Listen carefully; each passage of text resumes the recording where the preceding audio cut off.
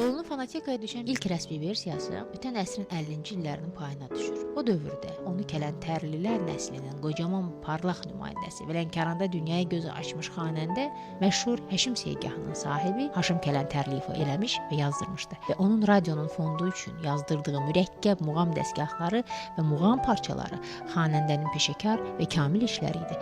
Amma çox təəssüf ki, müharibə illərində xanəndənin əksər yazıları məhv edildi. Deyilənlərə görə Haşim Kələntərlinin Seygahı Mircəfər Bağırov tərəfindən efirlərə qadağan olunmuşdu. Səbəb isə bu muğamın Haşim Kələntərlinin ifasında son dərəcə yanğılı səslənməsi imiş.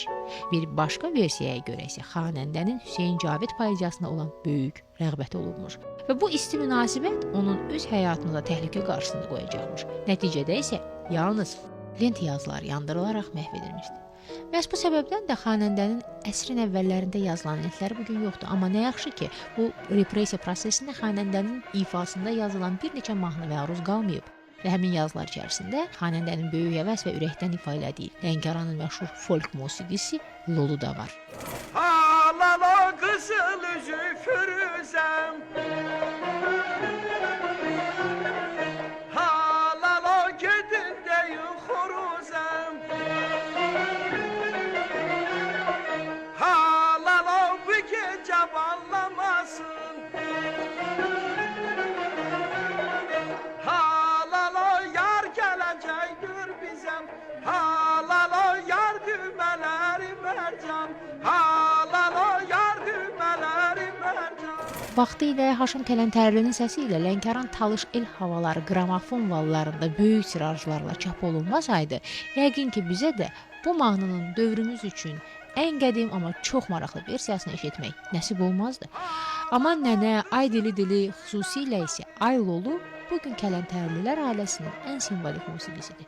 Bu nəslin müasir davamçıları hökmən ailə məclislərində günü bu gündə bu musiqini ifa edir və Haşim, Minəvvər, Yavər Kələntərli kimi bu nəslin böyük xanəndələrini onların ən sevimli mahnıları ilə yada salırlar. Lənkəran Astara zonasının materiallarını nota yazıb nəşr etdirən Fikrət Əmirov olmuşdu. Azərbaycan Xalq Mahnıları Məcmuəsinin 1-ci, 2-ci cildində Səid Rüstəmovla, Tofiq Quliyevlə yanaşı Fikrət Əmirov da iştirak etmişdir.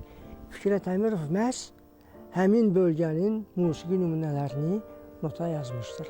Fikrət Əmirovun özünün uşaq lövhələrində bu Aylolaya yaxın olan intonasiyalar duyulur. Və bu cəsarətlə demək olar ki, Aylolunu o fortepiano variantını işləyib. Ondan başqa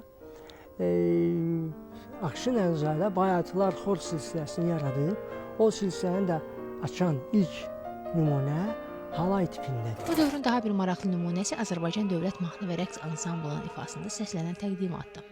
Bu yazı xorun ifasında 1966-cı ildə lentə yazılmışdı. O zaman böyük bəstəkar Cahangir Cahangirov mahnı və rəqs ansamblının bədii rəhbəri idi. Ansamblın musiqi materialını şəxsən özü seçir, tərtib edir və ya bəstələyirdi. Bu sırada bəstəkarın qələminə məxsus olan Ala Göz, Zərif Gülüşlüm, Ay Qız və bir sıra əsərləri də rəqs ansamblının repertuarına daxil oldu. Amma ansamblın xor kollektivi üçün tərtib olunan folklor nümunələri məhz onun imzası ilə yenidən özü də peşəkar və çox gözəl formada tərtib olundu. Bu Lolu mahnısının da tarixində Cahangirov kimi nəhəng bir bəstəkarın iştirakı olmuşdu. Və bu iştirak nəticəsində mahnı və rəqs ansamblının 66-cı ildə ifa etdiyi Lolu xor kollektivinin ifası ilə yeni formasını qazandı və musiqi tariximizin səs fonduna daxil oldu. Bu yazı özündən əvvəl və sonrakı bütün yazılardan həm də onunla fərqlənir ki, mahnının silsiləvi xarakteri qorunub saxlanmışdı.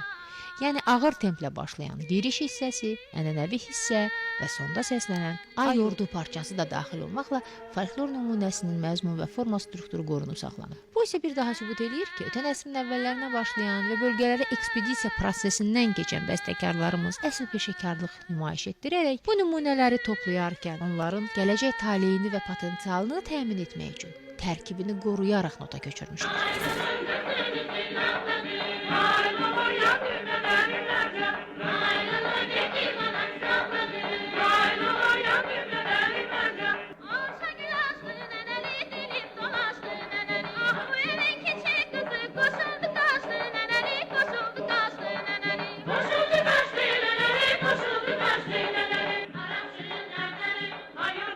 Duyurdu, gel başımız sertleri, ay yurdu,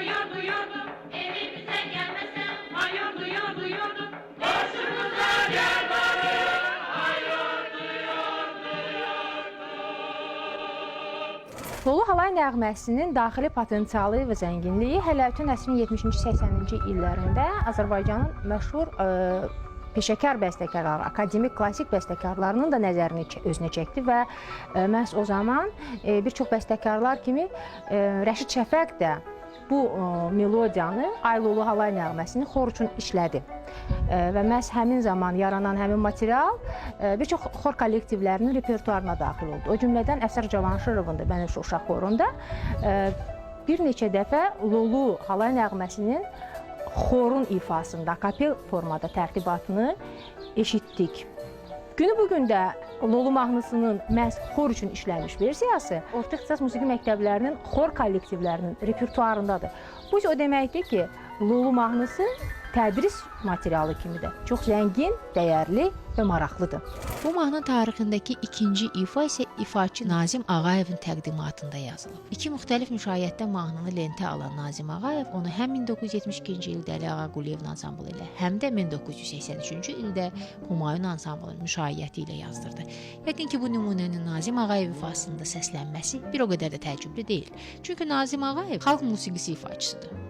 Amma önəmli olan odur ki, bu müğənninin təqdimatında çox zaman gözdən nəzərdən uzaqda, bəzən unudulmaq təhlükəsi qarşısında qalan nadir hallarda ifa olunan nümunələrimiz daim oxunub və həmin folklor nümunələrindən biri Loludur.